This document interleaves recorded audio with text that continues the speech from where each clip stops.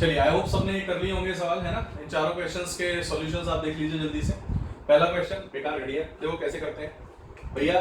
इसको तीन टुकड़ों में बांटो, this is one, this second element, this third element. अब सोचकर बताओ, फर्स्ट एलिमेंट है सेमी इनफाइनाइट वायर, चूंकि पॉजिटिव रॉड है इसीलिए अवे रहता है, तो फर्स्ट वाले का पैरेलल कंपोनेंट इधर आएगा और इसको हम लिख देंगे ई पैरेलल, है ना। और वो भी 1 के कारण आ रहा है तो ई पैरेलल 1 लिख दिया, ठीक है। अच्छा, दूसरा कंपोनेंट इसका आवा इधर आएगा तो ये हो जाएगा आपका सीधा सीधा ई परपेंडिकुलर 1, ठीक। तो 1 की वजह से दो कंपोनेंट्स इधर आ गए, मैग्नीट्यूड अभी लिखेंगे। अच्छा, 2 की वजह से देखो, 2 का तो बीचों बीच रहता है, आपको मालूम है √2 k lambda by r component ले लो, तो एक आ जाएगा इधर पे E2 का अवे था इसीलिए, और एक आ जाएगा इधर, तो ये हो जाएगा E2, है ना। कुछ नाम दे दो, क्या करना है, k लैम्डा बाय r लिख दो, चलो E लिख दो, चलो, या E2 ही लिख दो, k लैम्डा बाय r, और ये भी E2 ही रहेगा, ठीक है। अच्छा, थर्ड, इस रॉड की बात की जाए तो इस रॉड की वजह से जब आप देखोगे तो इस रॉड की वजह से ये वाला पॉइंट जो है इससे अवे यानी इधर, है ना, थोड़ा हौच-पौच पर समझ लेना, और दूसरा ऊपर की तरफ। तो अब टोटल अगर मैं पॉइंट्स को अलग बना दूं तो आप ध्यान से देखो, इस पी पॉइंट पे एक तो फोर्स ऊपर, एक तो फील्ड ऊपर लग रहा है, कितना, एक तो लग रहा है k lambda by r due to E2, एक इस रॉड की वजह से लग रहा है, इस रॉड की वजह से कितना लगेगा तो हम देख लेते हैं, दैट विल बी ऊपर की तरफ ही रहेगा, and it will be k lambda by r, ठीक है।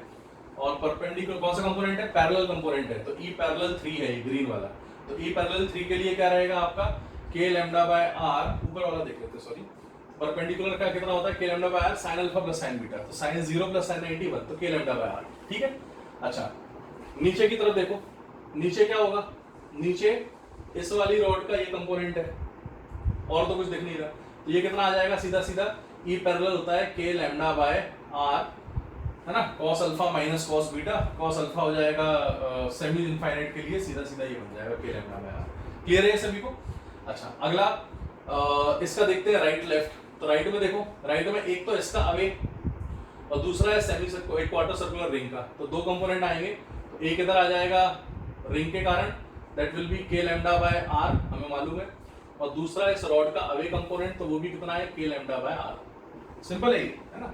अच्छा, लास्ट इसका देख लो, इस तरफ, तो इस तरफ इसके कारण आएगा सिर्फ, और तो कोई है नहीं, इसका अवे, इसका अवे, तो इसका कंपोनेंट सीधा सीधा कितना आ जाएगा k lambda by r।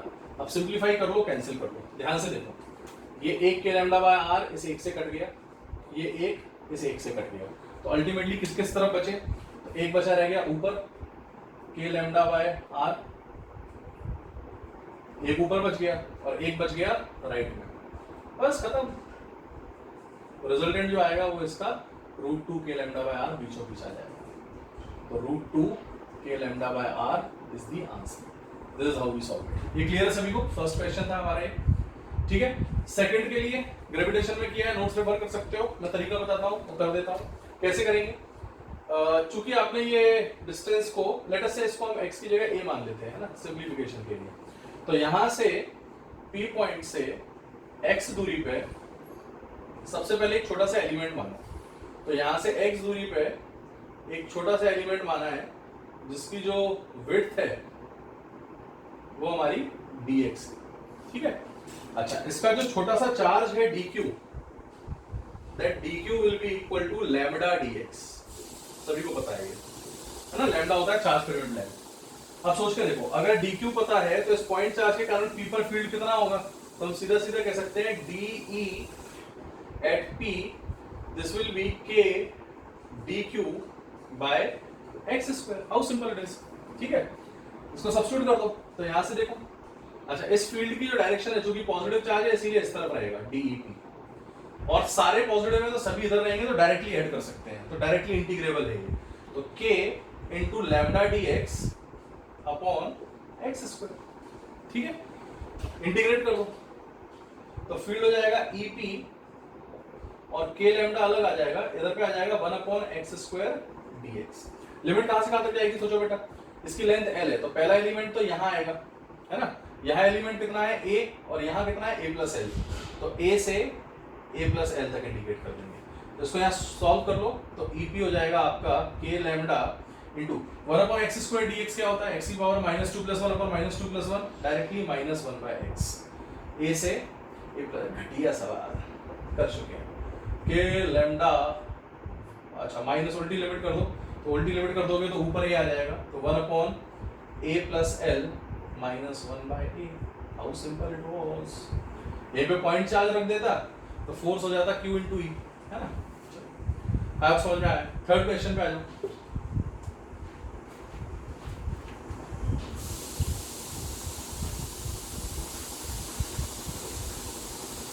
Third question पे आ जाओ। थर्ड में क्या है देखो जरा। थर्ड में है ये हमको ओ पे फील्ड निकालना है ना। तो थोड़ी चालाकी से सबसे पहले ये समझो कि किसी एक रॉड को अगर मैं ध्यान से देखूं तो इस रॉड के करस्पॉन्डिंग ये डायग्राम बन रहा है, ठीक है। बाइसेक्ट कर दो, स्क्वायर है तो ये एंगल भी 45 और ये भी 45, तो अल्फा बीटा दोनों कितने हैं 45 45। अब वैसे तो आपको मालूम है चूंकि सिमेट्रिक है इसीलिए पैरेलल कंपोनेंट कैंसिल हो जाएंगे, तो ज्यादा दिमाग लगाना नहीं है, आप सीधा सीधा परपेंडिकुलर कंपोनेंट निकालो। तो इसका नाम अगर मैंने 1 रखा तो राइट में आ जाएगा E1। इसका नाम अगर 2 रखा तो अवे होने के कारण यहां आ जाएगा E2। इसका नाम अगर 3 रखा तो नेगेटिव होने के कारण E3 भी इधर आ जाएगा, देख रहे हो। और इसका नाम अगर 4 रखा तो नेगेटिव होने के कारण E4 भी इधर आ जाएगा। तो आप ध्यान से देखो E1 E2 E3 E4 सब हमने इस तरीके से लिख लिए। अब हमें फॉर्मूला अच्छे से मालूम है। फॉर्मूला क्या है ध्यान से देखो। तो अगर मैं आपसे पूछूं E1, तो E1 परपेंडिकुलर कंपोनेंट है इसका, है ना। तो वो होता है k λ/r। अच्छा r कितना होगा, साइड लेंथ अगर a है तो a/2, है ना। k λ/r sin अल्फा यानी sin 45 प्लस sin 45 90 होता है, तो बाइसेक्ट करने पर वो आ जाएगा sin 45 plus sin 45 2 sin 45 2 sin 45 यानी 2 × 1/√2 यानी √2। सीधा कर दिया। तो E1 कितना आ गया 2k λ/a √2 या 2√2 k λ/a। ये राइट में। ऐसे ही E2 लिखो। E2 कितना आएगा यहाँ लिख देता हूँ। तो E2 देखो ध्यान से, सेम है, सिर्फ डिफरेंस क्या है k लैम्डा की जगह 2 लैम्डा, है ना, अपॉन a/2 सेम था और ये भी कितना आएगा √2। समझ रहे हो 1/√2 + 1/√2 √2। तो ये कितना आ जाएगा, ये आ जाएगा 4k λ/a √2। या ऐसा कह सकते हैं एक तरीके से कि ये अगर आपको E नाम रख दूं मैं इसका E1 का, तो E1 अगर E है तो E2 मेरे सामने एक तरीके से 2 टाइम्स ऑफ E आ गया, ठीक है। ऐसे E3 को देखो बेटा, तो E3 कितना आ जाएगा, E3 में k × 3 λ/a/2 इंटू अगेन √2। तो देखो जरा 3 2 6 हो जाएगा, है ना।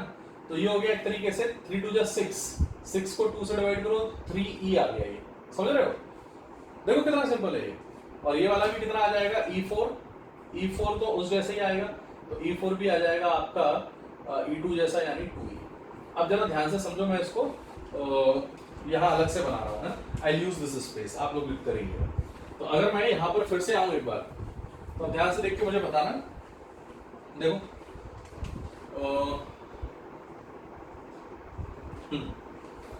यहां आप देख सकते हो कि इस पर E1 यानी E राइट में, E3 यानी 3e राइट में, तो राइट में टोटल कितना हो गया 4e। सिमिलरली E2 यानी 2e नीचे और E4 यानी 2e नीचे, तो टोटल नीचे कितना हो गया 4e। देखो मैंने इसीलिए ऐसा डेटा दिया, तो 4e आ गया, बस खत्म, बेकार हो गया भाई, बीचों बीच आ गया। कितना आ गया 4e √2। फाइनल आंसर डाल दो, फाइनल वैल्यूज डाल दो, तो 4√2 इंटू e, और e कितना है आपका 2k λ/a √2, है ना। तो 4√2 कितना हो जाएगा 4 2 8 8 2 16, तो सीधा सीधा आ गया 16k λ/a। Such a simple question to solve. देखा आपने, कर लिए। चलो ये क्वेश्चन आगे ग्रेविटेशन का रिपीटेड वर्जन है ना। देखो रिंग तो पॉइंट मास की तरह बिहेव नहीं करती, पॉइंट चार्ज की तरह। स्फीयर तो करता है, तो sphere will behave as a point charge for point outside the sphere. तो इसके बाहर ये है, तो इसको पॉइंट चार्ज मान लो। इसको पॉइंट चार्ज अगर मान लिया तो इसकी वैल्यू कितनी हो जाएगी Q2 और Q2 यहां से कितना दूरी पर है D। रिंग के एक्सिस पर फील्ड होता है KQX by R square plus X square की पावर 3/2। तो फोर्स कितना हो जाएगा सीधा सीधा, फोर्स हो जाएगा Q2 into field at O dash. तो फोर्स हो जाएगा Q2 इंटू फील्ड कितना है O डैश का, तो देखो K Q1 X कितना दूर है यहां से D बोले तो A√3 KQX upon R square, radius कितना है इसका A square plus X square यानी A√3 का होल स्क्वायर, इसकी होल पावर 3/2। कर लोगे आप, मैं नहीं कर रहा है ना, कर लोगे ना आप लोग, इसको नोट करो। Correct, this is how we solve such questions. Questions are quite simple, और सब ग्रेविटेशन अगर पढ़ दो ना, उसके सवाल लगा दो तो बहुत हो गया। करेक्ट, तो आई होप आपको ये समझ में आया होगा, नोट करो।